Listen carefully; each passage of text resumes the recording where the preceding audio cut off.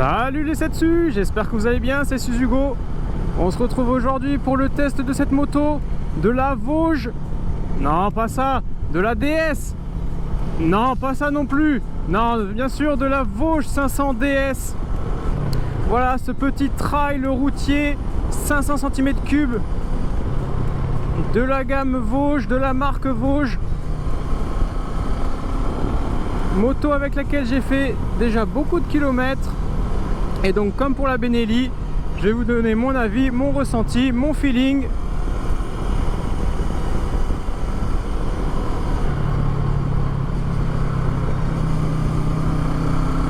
Les points positifs et les points négatifs sur cette moto. Allez, on démarre tout de suite avec le poste de pilotage, la position. Donc guidon très large, je trouve, très droit, que j'aime beaucoup, qui permet vraiment une très bonne maniabilité du véhicule. Hop. Vraiment ouais, un super guidon, une superbe prise en main.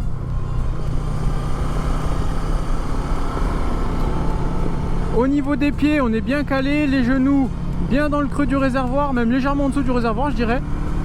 Donc ce qui peut permettre d'accueillir des gabarits bien plus élancés que le mien. Donc vraiment niveau position, on est très bien installé. Une selle plutôt confortable avec sur le dessus, là où on pose son fessier, un antidérapant.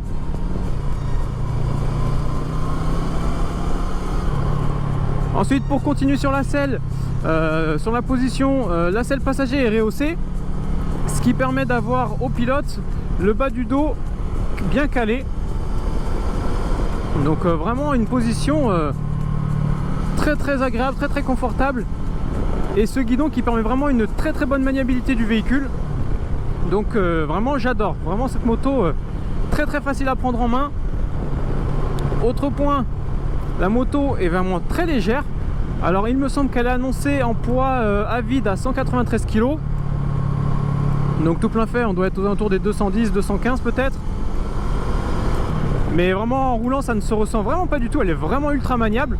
À l'arrêt c'est pareil, vraiment elle est ultra facile à déplacer. Je sais pas à quoi c'est dû, le centre de gravité qui est un peu haut, je ne sais pas. Mais la moto est vraiment ultra facile à déplacer à l'arrêt. C'est vraiment génial. Parce que c'est une moto qui fait un petit peu moins de 47 chevaux, donc qui est destinée à, on va dire, aux jeunes permis. Et donc quand on est jeune permis, c'est pas désagréable d'avoir une moto facile à déplacer. Ensuite on va parler un peu du moteur, pourquoi pas. Donc bicylindre en ligne de 500 cm3. Arrêtez de bouger s'il vous plaît. Vous êtes dissipé je trouve hein. Donc 500 cm3, refroidissement liquide, qui fait un petit peu moins de 47 chevaux.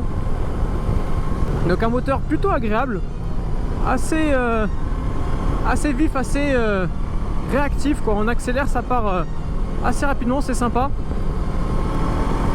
Une accélération plutôt franche, délai 4000 tours minute jusqu'à environ 7000 tours. Après au-delà de 7000 tours on sent que c'est pas là où elle est le plus à l'aise. On commence à ressentir de légères vibrations dans les cale-pieds, dans les rétroviseurs. Mais voilà, de 3 à 4000 jusqu'à 7000, le moteur est vraiment très agréable. C'est franc, c'est vif, c'est réactif, c'est très joueur, vraiment sympathique ce moteur. Après ce qu'elle mériterait je pense, alors moi je fais dans mon coin, je fais de la ville, je fais de la nationale, de la départementale, je suis amené à faire de l'autoroute.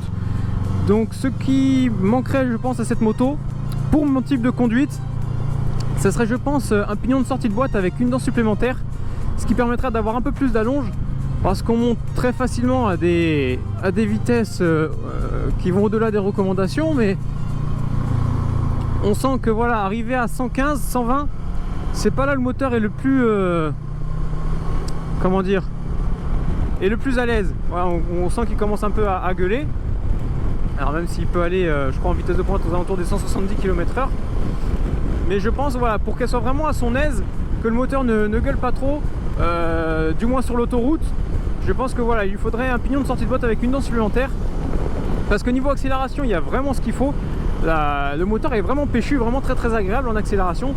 Mais voilà, je pense qu'il manque un peu en allonge. Maintenant, si vous êtes amené à faire principalement de la ville, de la petite départementale, de la nationale, jusqu'à 80-90 km/h, vous ne serez pas gêné. Voilà pour le moteur. J'ai complètement oublié de vous parler du tableau de bord. Donc on est sur un écran TFT couleur, avec pas mal d'informations affichées. Donc compteur compte tour, jusque là rien d'impressionnant. On a l'heure, la tension batterie, une jauge à carburant, la consommation moyenne. On en parlera d'ailleurs tout à l'heure de la consommation. Il y a un partiel et on voit en gris ici le logo Bluetooth. Donc actuellement il n'y a rien qu'on puisse connecter à la moto. Donc d'ici quelques années, je pense qu'on verra des accessoires ou je ne sais quel instrument possible de se connecter au véhicule.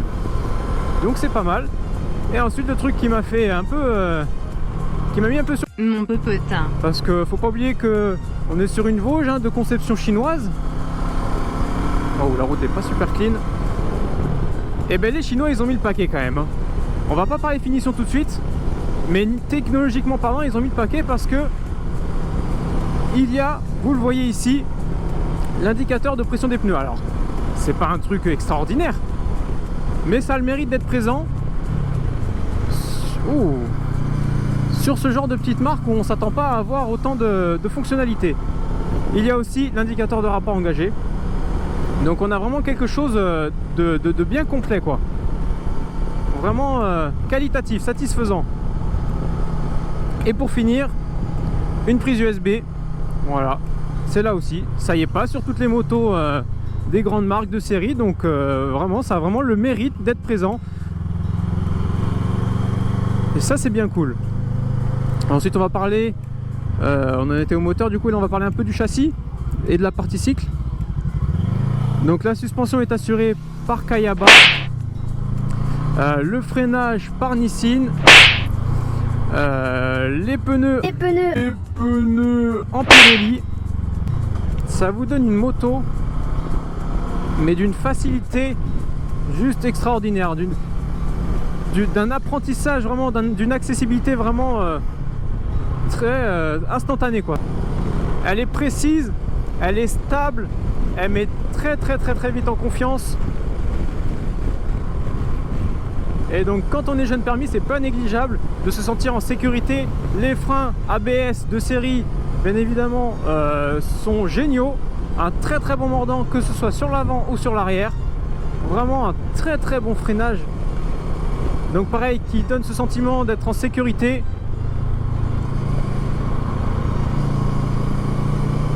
Et vraiment cette suspension et ces pneumatiques qui mettent très rapidement en confiance. Elle est joueuse.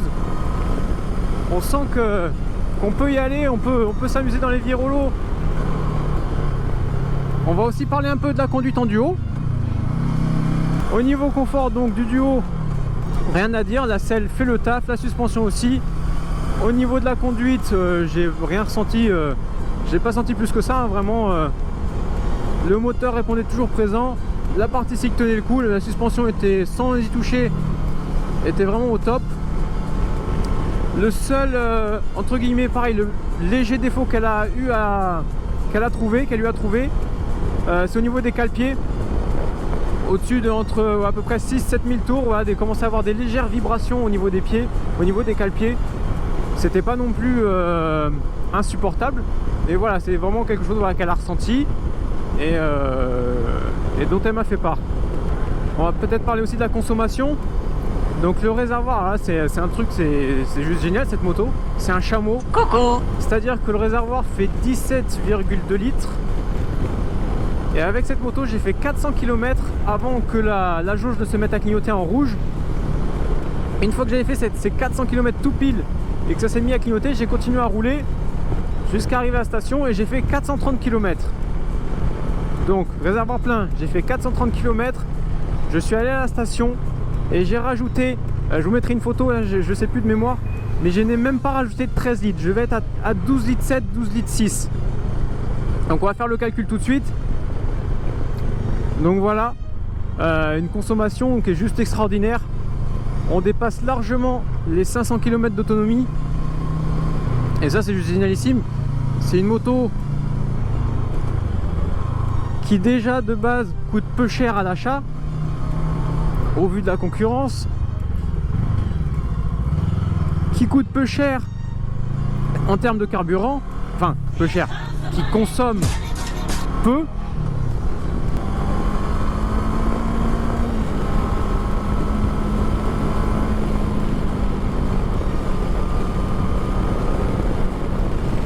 Bon voilà, que dire de plus? Je ne sais pas.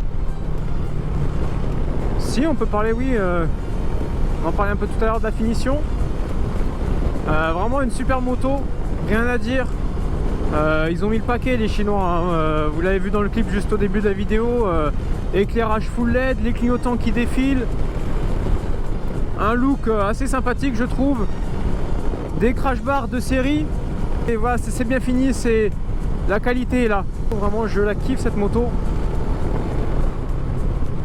Et j'ai beau être en permis A depuis des années, franchement je prends vraiment plaisir à conduire ce genre de petite moto, de par la maniabilité, de par la facilité, de par le moteur qui est très joueur, le châssis qui est très joueur.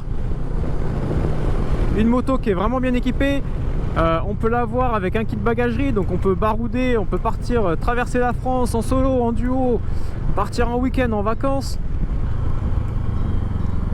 Non, c'est vraiment une moto qui est ultra complète, quoi. Vraiment, vraiment génial cette petite moto.